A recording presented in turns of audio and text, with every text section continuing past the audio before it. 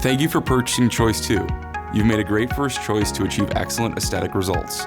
So, how do you use Choice 2 properly? To begin, etch the enamel and dentin with phosphoric acid for 15 seconds. BISCO recommends using our Uni-Etch 32% with BAC. Rinse thoroughly and remove excess water, but leave the preparation visibly moist. Next, apply 1 to 2 coats of an adhesive, such as All Bond Universal, scrubbing the prep with a microbrush for 10 to 15 seconds per coat.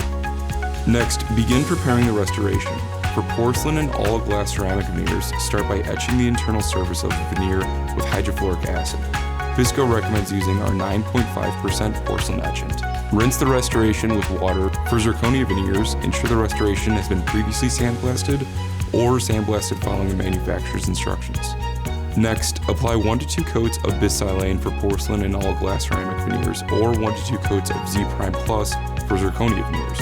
In either case, allow the silane or primer to dwell on the internal surface of the restoration for 30 seconds and then air dry.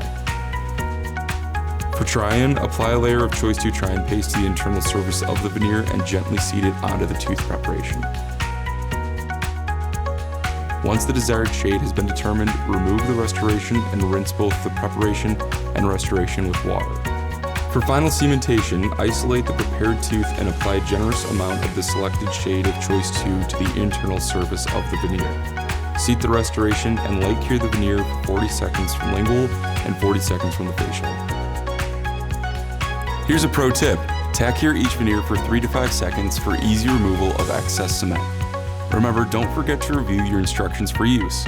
Questions? Call us at 1-800-247-3368.